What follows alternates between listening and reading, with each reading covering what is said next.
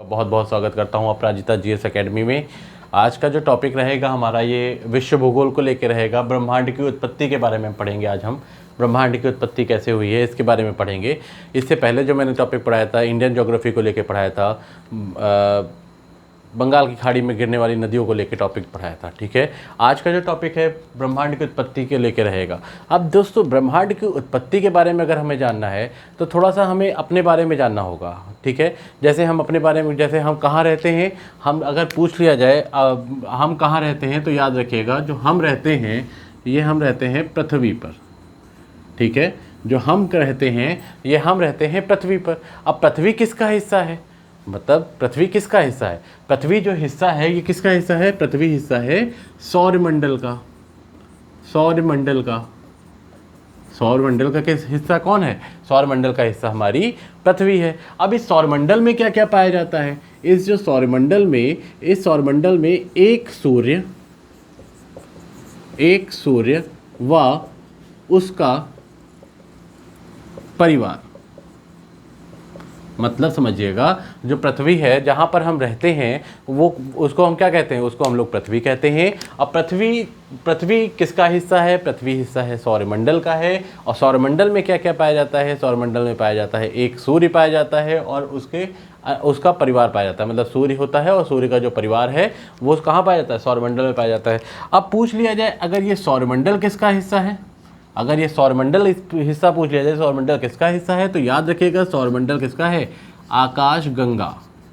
आकाशगंगा, आकाशगंगा को याद रखिएगा एक नाम से और जानते हैं, निहारिका। आकाशगंगा को ही हम लोग निहारिका के नाम से भी जानते हैं। समझिएगा जो है, फिर से एक बार देखिए, पृथ्वी जहाँ पर हम रहते हैं उसको हम लोग क्या कहते हैं? उसको हम लोग पृथ्वी कहते हैं। पृथ्वी हमारे सौरमंडल का हिस्सा है। सौरमंडल में एक सूर्य व उसका परिवार पाया जाता है। और जो सौरमंडल है, सौरमंडल किसका हिस्सा है? सौरमंडल हमारा जो है आकाशगंगा का हिस्सा है। आकाशगंगा को ही क्या कहते हैं? दूसरे नाम से निहारिका नाम से भी जानते हैं। इस निहारिका में क्या होता है? असंख्य तारे पाए जाते हैं। इस निहारिका में असंख्य तारे पाए जाते हैं। जैसे इसमें असंख्य तारे पाए जाएंगे उसी प्रकार सूर्य भी इसी निहारिका का या आकाशगंगा का ही क्या है? एक जो है तारा है। तारा और कुछ नहीं कह सकते, केवल इसको सूर्य को भी एक तारा कहा जाता है। ठीक है, आकाशगंगा का हिस्सा है। अब जो ब्रह्मांड है, जो हमारा ब्रह्मांड है, जो मैंने यहाँ पे लिख रखा है ब्रह्मांड, जो मैंने यहाँ पे ब्रह्मांड लिख रखा है, इस ब्रह्मांड की जो उत्पत्ति हुई है, इस ब्रह्मांड का जो निर्माण हुआ है, ये अनेक आकाशगंगाओं को मिलाकर हुआ है। जो आकाशगंगा हैं ये अनेक, मतलब कई सारी आकाशगंगाओं को मिलाकर, बहुत सारी आकाशगंगाओं को मिलाकर किसका निर्माण हुआ है? बहुत सारी आकाशगंगाओं को मिलाकर ब्रह्मांड का निर्माण हुआ है। समझिएगा, बहुत सारी आकाशगंगाओं को मिलाकर ब्रह्मांड का निर्माण हुआ है। ठीक है, इतनी चीज़ आप लोग समझ गए। एक बार मैं फिर से इसको रिवाइज कर देता हूँ। मतलब जहाँ पर हम रहते हैं उसको हम लोग क्या कहते हैं? पृथ्वी कहते हैं। पृथ्वी किसका हिस्सा है? पृथ्वी हमारे सौरमंडल का हिस्सा है। सौरमंडल में क्या क्या पाया जाता है? सौरमंडल में एक सूर्य और उसका सूर्य का परिवार पाया जाता है। अब अगर पूछ लिया जाए सौरमंडल किसका हिस्सा है? सौरमंडल हमारे आकाशगंगा का हिस्सा है। आकाशगंगा को ही हम लोग दूसरे नाम से निहारिका नाम से जानते हैं। इसी निहारिका में या आकाशगंगा में असंख्य तारे पाए जाते हैं। और असंख्य तारे जब पाए जाएंगे तो क्या होगा? उसमें भी सूर्य भी उसी असंख्य तारों में से एक तारा है। ठीक है, अब पूछ लिया जाए कि ब्रह्मांड का निर्माण कैसे हुआ है तो असंख्य आकाशगंगाओं को मिलाकर, बहुत सारी आकाशगंगाओं को मिलाकर किसका निर्माण हुआ है? बहुत सारी आकाशगंगाओं को मिलाकर हमारे जो है ब्रह्मांड का निर्माण हुआ है। ऐसे लिखना चाहें तो ऐसे लिख सकते हैं, बहुत सारी आकाशगंगा को मिलाकर ब्रह्मांड का निर्माण हुआ है। समझिएगा, जो असंख्य आकाशगंगाओं को मिलाकर किसका निर्माण हुआ है? जो है हम असंख्य आकाशगंगाओं को मिलाकर हमारे ब्रह्मांड का निर्माण हुआ है। ठीक है, अब बात कर लेते हैं अनंत काल पहले, मतलब बहुत काल पहले क्या है? एक जो है एक शून्य के आकार का क्या पाया जाता था? शून्य के आकार का पाया जाता था, मतलब शून्य एक, मतलब समझ लीजिए शून्य के आकार का कह सकते हैं, शून्य पाया जाता था, 0 1 पाया जाता था, ठीक है। जिसके पास बहुत सारा गुरुत्वाकर्षण बल था, मतलब समझिएगा अनंत काल पहले, बहुत काल पहले क्या है, ब्रह्मांड में एक शून्य के आकार का, 0 के आकार का क्या पाया जाता था, एक 0 के आकार का बिंदु पाया जाता था, 0 के आकार का बिंदु पाया जाता था, जिसमें क्या था, असीमित मात्रा में, जिसके पास असीमित मात्रा में गुरुत्वाकर्षण बल हुआ करता था, ठीक है। मैं इसको, आप लोग ड्रॉप कर चुके हैं या इसको आप लोग जो है स्क्रीनशॉट ले लीजिए, उसके बाद मैं इसको मिटा देता हूँ, ठीक है।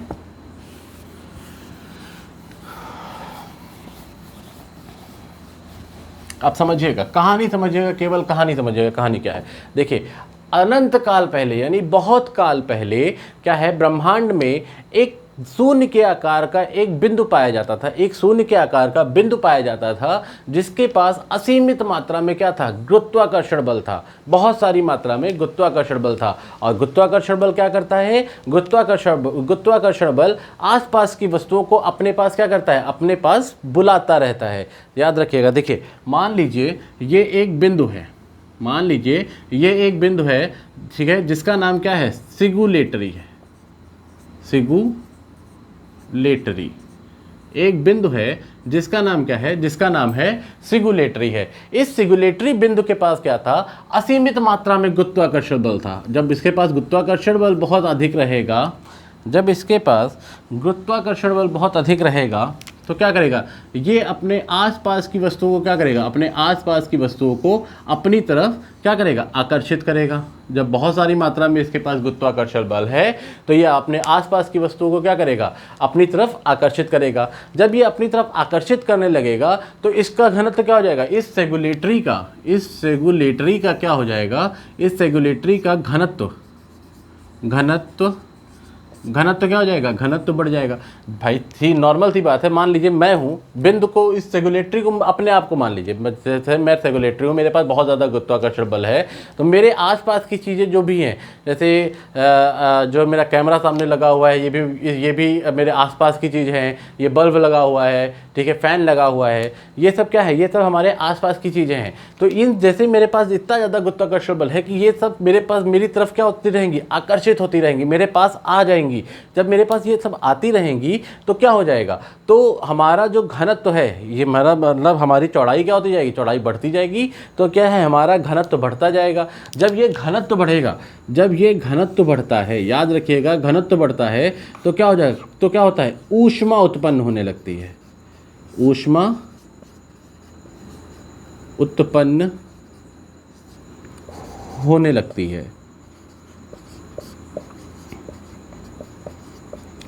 होने लगती है।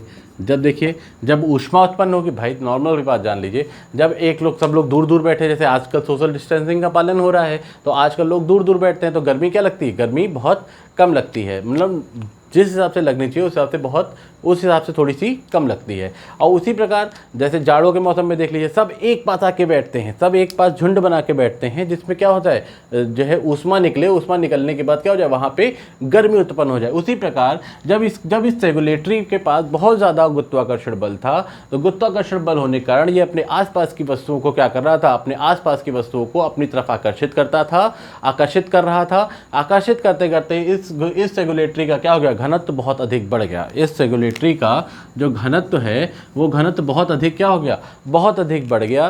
जब इसका घनत्व बढ़ गया तो इसमें क्या होगा, इसमें ऊष्मा उत्पन्न होने लगी। जब इसका घनत्व बढ़ गया तो इसमें क्या हो गया, इसमें ऊष्मा उत्पन्न होने लगी। जब ऊष्मा उत्पन्न होने लगी तो क्या होता है, लगभग, तो जब इसमें ऊष्मा उत्पन्न होने लगी तो लगभग, मैं यहाँ पे लिख दे रहा हूँ, तो लगभग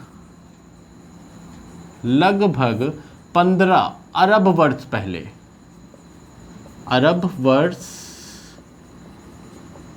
15 अरब वर्ष पहले क्या हुआ, इस रेगुलेटरी में क्या हुआ, बहुत भीषण विस्फोट हुआ। इस रेगुलेटरी में बहुत भीषण विस्फोट हुआ, जिसके कारण जब महाविस्फोट हुआ, मतलब समझिएगा, जब इसमें ऊष्मा बहुत ज़्यादा उत्पन्न हो गई, जब ऊष्मा उत्पन्न हो गई तो इसमें क्या हुआ, एक महाविस्फोट हो गया। जब महाविस्फोट हुआ तब क्या हुआ, जब महाविस्फोट होने के बाद क्या हुआ, इसमें 3 चीज़ों का जन्म हुआ। महाविस्फोट होने के बाद 3 चीज़ों का जन्म हुआ, समझिएगा। देखिए 15 अरब वर्ष पहले इसमें महाविस्फोट हुआ। महाविस्फोट हुआ। इस महाविस्फोट के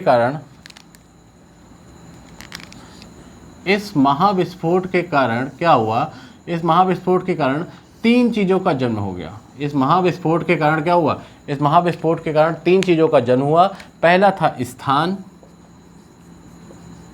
दूसरा था वस्तु और तीसरा था समय। इन 3 चीज़ों का जन्म हुआ। मान लीजिए छोटा सा एक एग्जाम्पल के तौर पे समझ लीजिए। जैसे मान लीजिए ये कोई एक बिंदु है, ठीक है, ये मान लीजिए सेगुलेटरी है। इसके बाद इतना ज़्यादा गुरुत्वाकर्षण, इतना ज़्यादा इसके पास ऊष्मा हो गई कि ये क्या हो गया, इसमें फूट गया। तो फूट गया, जब फूट गया तो इसमें क्या हो गया, ये अलग अलग चले गए, अलग अलग हो गए। जब ये अलग अलग हो गए तो क्या हुआ, इसमें एक स्थान, यह मतलब यहाँ से मान लीजिए हम हैं, हमारे में विस्फोट हुआ तो हमारा एक हाथ उठ के क्या हो गया, दूसरी जगह गिर गया जाके। तो क्या होगा, वहाँ पे एक स्थान का जन्म हो गया, तो वहाँ पे एक स्थान बना। उसके बाद वस्तु, वो जो वस्तु है वो भी, वहाँ पे वस्तु भी एक दिख अलग हो गई। समय मतलब यहाँ से यहाँ तक जाने के लिए जो समय लगा उसको भी क्या बोलते हैं, एक समय का भी क्या हो गया, समय का भी अनुमान लग गया। तो 3 चीज़ों का जन्म हुआ। मतलब इस महाविस्फोट के बाद क्या हुआ, इन महाविस्फोट के बाद 3 चीज़ों का जन्म हुआ, जिसे हम लोग क्या बोलते हैं, जिसे हम लोग बोलते हैं समय, स्थान और वस्तु, यानी स्थान, वस्तु और समय बोलते हैं। देखिए, जब इस बिंदु में, इस सेगुलेटरी में इतना ज़्यादा ऊष्मा थी, इतनी ज़्यादा ऊष्मा थी, तो ये धीरे धीरे क्या हुआ, जब यहाँ पे ये अलग अलग हो गए तो क्या इसमें ऊष्मा कम हो जाएगी? बिल्कुल नहीं। नॉर्मल चीज़ समझ लीजिए कि जैसे हम कोई चीज़ अपनी गैस पे चढ़ाते हैं तो गैस पे ऊष्मा बहुत ज़्यादा होती है। अगर हम गैस से तुरंत हटा के किनारे रख देंगे तो क्या ऊष्मा एकदम से कम हो जाएगी? नहीं, बिल्कुल एकदम से कम नहीं होगी। क्या होगा कि ये ऊष्मा, इनमें से ऊष्मा धीरे धीरे क्या हो जाएगी, ठंडी होने लगेगी। धीरे धीरे ठंडी होने लगेगी। जब यह ठंडी होने लगेगी तभी क्या होता है, तभी जन्म होता है निहारिका का। तभी जन्म होता है निहारिका का। याद रखिएगा, मतलब समझिएगा, जब जो है महाविस्फोट हो गया, जब महाविस्फोट हो गया उसके बाद, एक मिनट,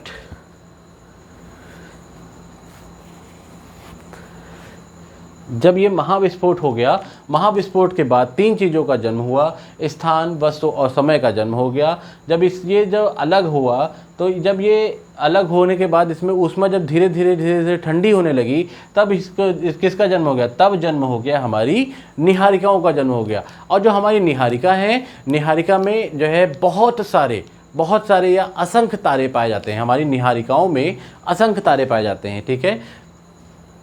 और इसी असंख्य तारे में सूर्य भी होता है, सूर्य भी एक तारा है। सूर्य के साथ उसके क्या करते हैं, 8 ग्रह भी रहते हैं, ठीक है। याद, फिर से इसको लिखेंगे कैसे, देख लीजिए। लगभग 15 अरब वर्ष पहले इसमें महाविस्फोट हुआ। इस सेगुलेटरी जो था, इसमें 15 अरब वर्ष पहले क्या हुआ, महाविस्फोट हुआ, जिसके कारण 3 चीज़ों का जन्म हुआ, स्थान, वस्तु और समय का जन्म हुआ। जब इन 3 चीज़ों का जन्म हो गया तो क्या हो गया, जब एकदम से वस्तु जब एकदम से वस्तु अलग हुई तो उनकी ऊष्मा धीरे धीरे क्या ठंडी होने लगी। जब वह ऊष्मा बिल्कुल ठंडी हो गई तो किसका जन्म हो गया, निहारिकाओं का जन्म हो गया। इसी तरह लिखेंगे, निहारिकाओं का जन्म हो गया, ठीक है।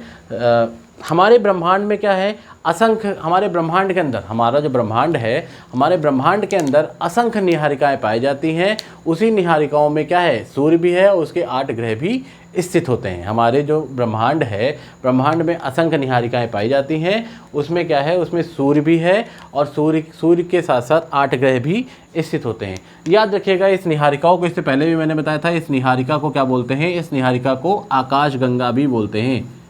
आकाश गंगा, इस निहारिका को हम लोग आकाश गंगा भी बोलते हैं, ठीक है, ठीक है।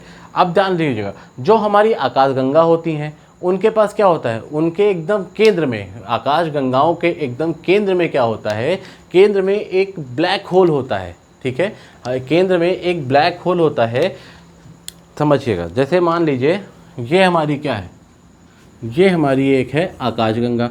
इनके जस्ट केंद्र में क्या है, इसको बोलते हैं ब्लैक होल। Black hole. अब ब्लैक होल को हम लोग कृष्ण विवर भी बोलते हैं, याद रखिएगा, कृष्ण विवर। ब्लैक होल बोल दीजिए या कृष्ण विवर बोल दीजिए, दोनों क्या है, दोनों एक ही चीज़ हैं। तो ब्लैक होल होता है या कृष्ण विवर होता है, ठीक है, दोनों चीज़ होती हैं। ये जब इस ब्लैक होल के बारे में विभिन्न वैज्ञानिक क्या हुए, जानकारी लगाना शुरू कर दिए, जानकारी करना शुरू कर दिए, तो हर एक वैज्ञानिक का क्या है, हर एक वैज्ञानिक का अलग अलग मत आना शुरू हो गया। हर एक वैज्ञानिक का अलग अलग मत आना शुरू हो गया। इसी में एक वैज्ञानिक आए थे जिनका नाम था एडविन हब्बल। एडविन हब्बल एक वैज्ञानिक आए थे, ठीक है। इसको मैं मिटा देता हूँ, जिसको स्क्रीनशॉट लेना है स्क्रीनशॉट ले सकता है।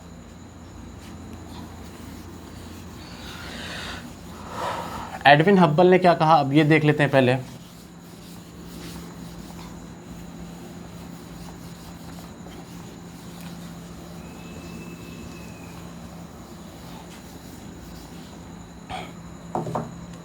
एक वैज्ञानिक है जिनका नाम था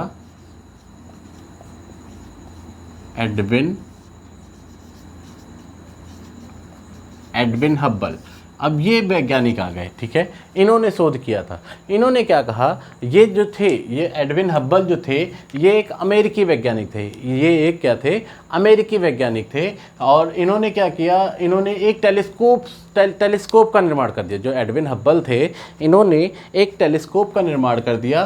टेलीस्कोप का निर्माण करा, उसके बाद इन्होंने आकाशगंगाओं को देखना शुरू कर दिया। मतलब इन्होंने क्या किया, एक टेलीस्कोप बना दिया। टेलीस्कोप बनाने के बाद इन्होंने क्या किया, आकाशगंगाओं को देखना शुरू कर दिया। जब इन्होंने आकाशगंगा को देखना शुरू किया तो इन्होंने बताया कि जो हमारी आकाशगंगाएं हैं, जो ब्रह्मांड में आकाशगंगाएं हैं, ये क्या हो रहा है, ये एक दूसरे से दूर जाती हुई हैं, दूर जा रही हैं। मतलब क्या है, इन्होंने बताया जो हमारी आकाशगंगा है, ये हमारी आकाशगंगाएं एक आकाशगंगा दूसरी आकाशगंगा से क्या हो रहा है, दूर जाती हुई प्रतीत हो रही हैं। अब लिखेंगे कैसे, लिख लीजिए, लिखेंगे कैसे देख लीजिए। देखिए, एडविन हब्बल, हेडिंग डाल देंगे, लिखेंगे, यह एक अमेरिकी वैज्ञानिक थे। इन्होंने टेलीस्कोप बनाया जिसके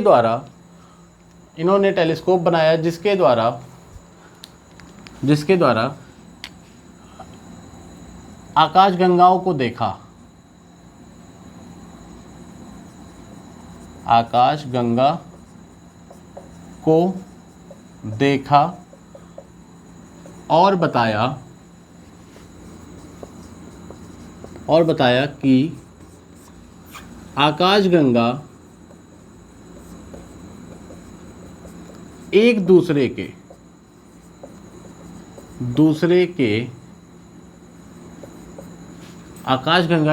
से दूर जा रही हैं। जो आकाशगंगा है वो क्या है, एक दूसरे से दूर जा रही हैं। अब ये जो फैलाव है, जो आकाशगंगाओं का फैलाव है, ये डॉपलर प्रभाव से द्वारा सिद्ध किया गया। मतलब पूछ लेता है जो आकाशगंगाओं का फैलाव है कैसे प्रूफ किया गया, तो याद रखिएगा जो डॉपलर प्रभाव है, डॉपलर प्रभाव के द्वारा ही आकाशगंगा के फैलाव को प्रूफ कर दिया गया था। ठीक है, देख लीजिए, अगला पॉइंट लिखेंगे आप लोग, लिखेंगे आकाशगंगा के फैलाव, गंगा का फैलाव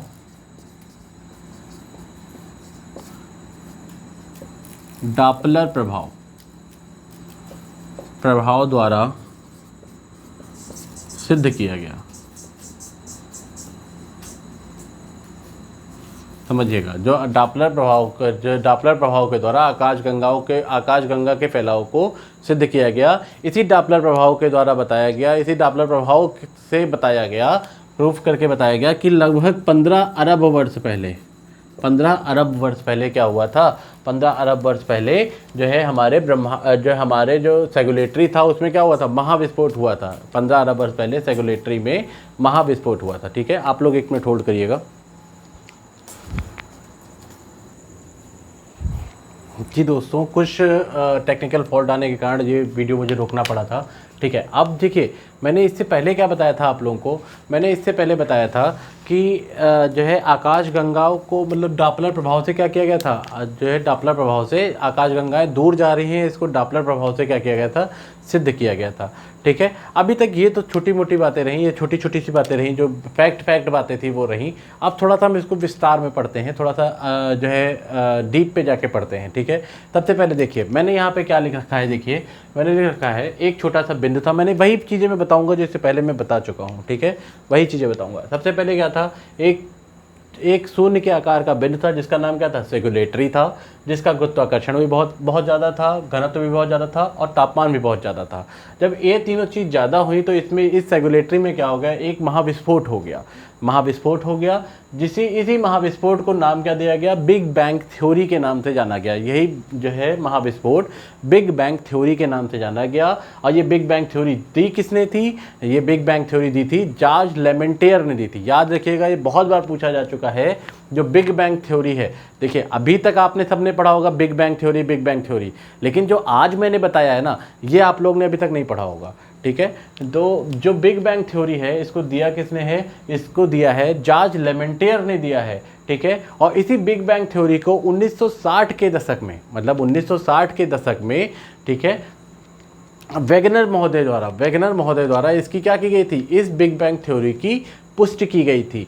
मतलब समझिएगा, अगर पूछ लिया जाए बिग बैंग थ्योरी दी किसने है, तो याद रखिएगा जॉर्ज लेमेंटियर ने दी है। अगर पूछ लिया जाए बिग बैंग थ्योरी की पुष्टि किसने की है, तो याद रखिएगा 1960 के दशक में जो है वेगनर महोदय के द्वारा इसकी क्या की गई थी, पुष्टि की गई थी। अब पूछ लिया जाता है इसको सिद्ध कैसे किया गया, तो बिग बैंग थ्योरी को, तो याद रखिएगा बिग बैंग थ्योरी को डॉपलर प्रभाव के द्वारा क्या किया गया था, सिद्ध किया गया था, ठीक है। अभी तक तो यह था। अब समझिएगा, जब ये क्या हुआ, जब ये महाविस्फोट हो गया, तब मैंने इससे पहले ही बताया था किन किन चीज़ों का जन्म हुआ, 3 चीज़ों का जन्म हुआ था, स्थान, समय और वस्तु का। स्थान, समय और वस्तु, ये 3 चीज़ों का जन्म हुआ था। समझिएगा, जब महाविस्फोट हो गया, तब महाविस्फोट के बाद क्या हुआ, इन 3 चीज़ों का जन्म हो गया। जब ये 3 चीज़ों का जन्म हुआ, अब समझिएगा, जब हमारे ब्रह्मांड की उम्र, जब महाविस्फोट हो गया, जब हमारे ब्रह्मांड की आयु 1 सेकंड थी, जब हमारे ब्रह्मांड की आयु 1 सेकंड थी, तब क्या हुआ था, जब हमारे ब्रह्मांड की आयु 1 सेकंड थी, तो क्या हुआ था, जो ऊष्मा थी धीरे धीरे क्या होने लगी थी, धीरे धीरे कम होने लगी थी। ऊष्मा धीरे धीरे कम, ऊष्मा या तापमान धीरे धीरे क्या होने लगा था, कम होने लगा था। जब ये तापमान देखिएगा, जब 1 सेकंड थी, जब यहाँ पे लिख रहा हूँ, जब ब्रह्मांड की आयु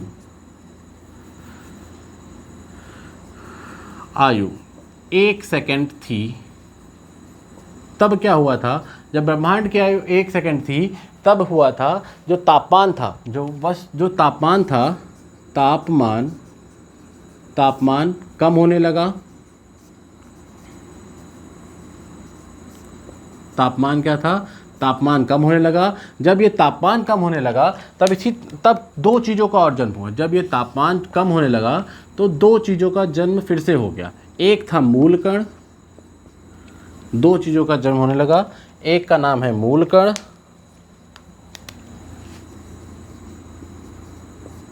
कण, दूसरे का नाम है प्रतिकण,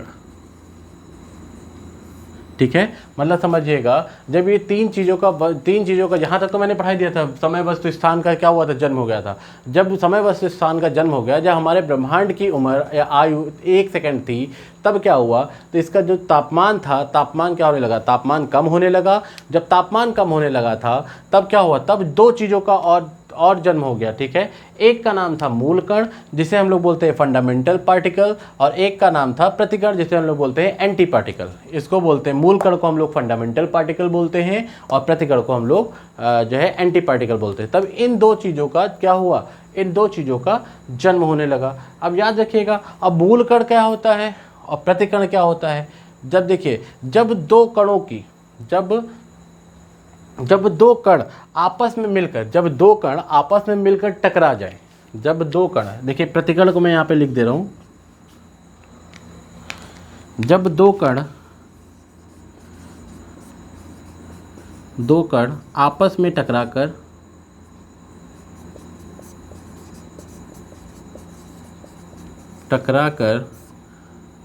कुछ ना बचे, टकराने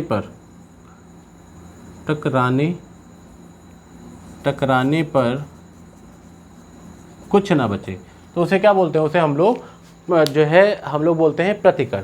समझिएगा, जब दो कण आपस में टकरा जाते हैं तो टकराने के बाद जब कुछ नहीं बचता है तो उसे क्या बोलते हैं, उसे हम लोग प्रतिकण बोलते हैं। अब समझिएगा मूल कण किसे बोलते हैं, जो वे कण जब या नहीं लिख सकते हैं, जब लिखेंगे वे कण जो अपने आप निर्मित होते हैं। लिखिएगा, इसमें लिख लीजिए, वे कण जो अपने आप निर्मित होते हैं,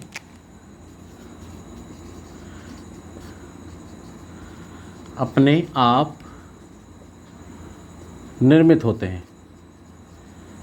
मतलब समझिएगा, जब प्रतिकण किसे कहते हैं, एंटी पार्टिकल किसे कहते हैं, और जो है फंडामेंटल पार्टिकल किसे कहते हैं। फंडामेंटल पार्टिकल उसे कहते हैं जब वे कण जिनका निर्माण निर्माण जो है अपने आप होता है, उन्हें क्या बोलते हैं, मूल कण बोलते हैं। और जिनका निर्माण जब दो कण आपस में टकराने के बाद कुछ नहीं बचता है तो उसे क्या बोलते हैं, उसे हम लोग बोलते हैं एंटी पार्टिकल बोलते हैं, या फिर बोलते हैं हम लोग प्रतिकण बोलते हैं। ठीक है। अब जो मूल कण हैं, मूल कण बहुत सारे होते हैं, जैसे इलेक्ट्रॉन हो गया, प्रोटॉन हो गया, न्यूट्रॉन हो गया, फोटान हो गया, ग्रेविटान हो गया, ये सब क्या है, मूल कण हैं। समझिएगा, मूल कण कौन कौन से होते हैं, इलेक्ट्रॉन, प्रोटॉन, न्यूट्रॉन, ग्रेविटान, GRA ग्रेविटान, और फोटान। ये सब क्या है, ये हमारे मूल कण है। समझिएगा, पूछ लेता है निम्नलिखित में से मूल कण कौन कौन से हैं, तो याद रखिएगा मूल कण कौन कौन से हैं, इलेक्ट्रॉन है, प्रोटॉन है, न्यूट्रॉन है, ग्रेविटान है, और फोटान है। ये सब क्या है, ये सब हमारे मूल कण हैं। ठीक है। अब बात कर लेते हैं जो मूल कण है, जो मूल कण है, मूल कण को भी दो भागों में विभाजित कर दिया गया है। ठीक है। ये जो मूल कण है, इस मूल कण को भी दो भागों में विभाजित कर दिया गया है। इस मूल कण को दो भागों में क्या कर दिया, विभाजित कर दिया गया है। एक होता है स्थायी, एक होता है अस्थायी।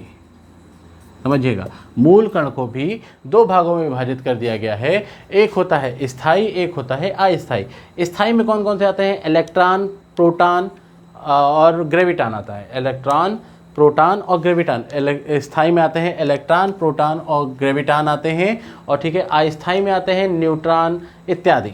न्यूट्रॉन किस में आता है, देखिए इलेक्ट्रॉन इसमें आएगा, न्यूट्रॉन इसमें आएगा, प्रोटॉन इसमें आएगा, और ग्रेविटान ये इसमें आएगा। ठीक है। ETC लगा देंगे इसमें भी, ETC इसमें भी लगा देंगे, ये होता है। समझिएगा फिर से, जब जो है हमारे ब्रह्मांड की आयु 1 सेकंड थी, तब क्या हुआ, इसका तापमान कम होने लगा। जब तापमान कम होने लगा तो फिर से दो चीज़ों का जन्म हुआ, एक था मूल कण, एक था प्रतिकण। मूल कण वे होते हैं जो अपने आप निर्मित होते हैं, प्रतिकण वे होते हैं जब दो कण आपस में टकरा जाते हैं, उसके बाद उसके बाद कुछ नहीं बचता है, उसे प्रतिकण बोलते हैं। अब मूल कण कौन कौन से होते हैं, इलेक्ट्रॉन, प्रोटॉन, न्यूट्रॉन, ग्रेविटान और फोटान, ये होते हैं। अब मूल कण को भी दो भागों में विभाजित कर दिया गया है। एक होता है स्थायी, एक होता है अस्थायी। स्थायी में कौन कौन सा, इलेक्ट्रॉन, प्रोटॉन, ग्रेविटान आता है, और अस्थायी में न्यूट्रॉन आता है। ठीक है। अब याद रखिएगा, अब जब ये मूल कण और प्रतिकण आपस में मिल जाते हैं, जब ये मूल कण और प्रतिकण आपस में मिल जाते हैं, तब क्या करते हैं, तब यह परमाणु का निर्माण करते हैं। तब यह परमाणु का पूछ लेता है, परमाणु का निर्माण कैसे होता है, तो याद रखिएगा, जो मूल कण है और जो प्रतिकण है, ये जब दोनों आपस में मिल जाएंगे, तो किसका निर्माण होगा, देख लीजिए, मूल कण प्लस प्रतिकण जब दोनों आपस में मिल जाएंगे तो किसका निर्माण हो जाएगा, तब निर्माण हो जाएगा परमाणु का। जब मूल कण और प्रतिकण आपस में मिल जाएंगे तो निर्माण हो जाएगा परमाणु का। यह जो परमाणु है सबसे छोटा कण माना जाता है। पूछ लीजिए सबसे छोटा कण कौन सा होता है, तो सबसे छोटा जो कण होता है यह होता है परमाणु होता है। ठीक है, परमाणु होता है। अब देखिए, यहाँ तक तो आप लोगों को समझ में आ गया होगा। ठीक है, इसके बाद जो आगे का हम थोड़ा सा यहाँ पे मिटा देंगे, उसके बाद आगे पढ़ाएंगे।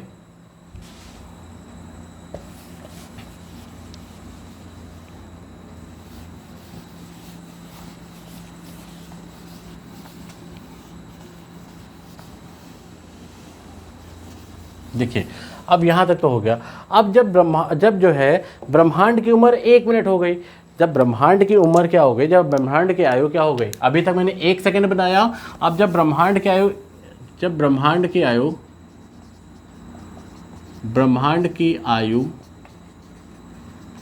1 मिनट हो गई, 1 मिनट हो गई, तब क्या हुआ, जब 1 मिनट हो गई तब इनके कणों में क्या हुआ, तब इनके कणों में नाभिकीय संलयन की प्रक्रिया चालू हो गई। तब जब ब्रह्मांड की आयु 1 मिनट हो गई तो इनके जो कण थे, ब्रह्मांड में जो कण थे, इनमें क्या हुआ, इनमें जो है नाभिकीय संलयन की क्रिया चालू हो गई, जिसके द्वारा क्या हुआ, नाभिकीय रिएक्टर बनना शुरू हो गए। समझिएगा, एक हुई तब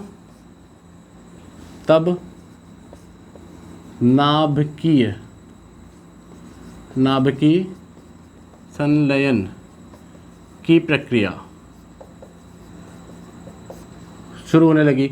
जब ये नाभिकीय संलयन की प्रक्रिया शुरू हो गई, इसके बाद क्या हुआ, नाभिकीय संलयन की प्रक्रिया के बाद ये क्या हो गया, नाभिकीय रिएक्टर में परिवर्तित होने लगे।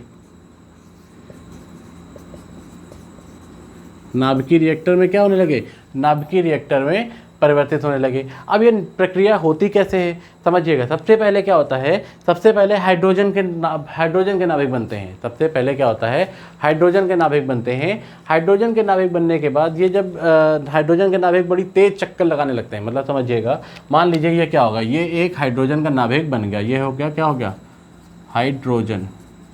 हाइड्रोजन का नाभिक बन गया। ये क्या करता है, ये बहुत तेज चक्कर लगाना शुरू कर देता है। तो ये हाइड्रोजन किस में चेंज होने लगता है, हाइड्रोजन चेंज होने लगता है हीलियम में बदलने लगता है। जब ये हाइड्रोजन बदलने लगता है हीलियम में, जब ये हीलियम में बदलने लगेगा तो क्या होगा, इसमें फिर से समझिएगा, जब ये जो हाइड्रोजन है, हाइड्रोजन के नाभिक हैं, हाइड्रोजन के नाभिक जब अपने बहुत तेज़ी से चक्कर लगाने लगते हैं, तब ये किस में चेंज होने लगते हैं, तब ये चेंज होने लगते हैं हीलियम में। जब हीलियम में जब चेंज होंगे तो हीलियम में क्या होगा, जब हीलियम में चेंज हो जाएंगे तो इसमें ऊर्जा क्या हो जाएगी, ऊर्जा और ज़्यादा बढ़ जाएगी।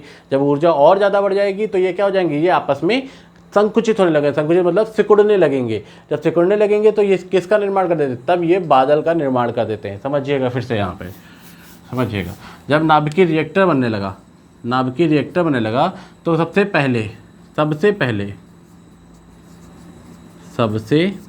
पहले हाइड्रोजन बना। हाइड्रोजन, मैं इसे लिख देता हूँ, हाइड्रोजन नाभिक का हुआ। जब ये फिर हाइड्रोजन नाभिक क्या हुआ, हाइड्रोजन नाभिक किस में परिवर्तित होने लगे, हाइड्रोजन नाभिक परिवर्तित होने लगे हीलियम में।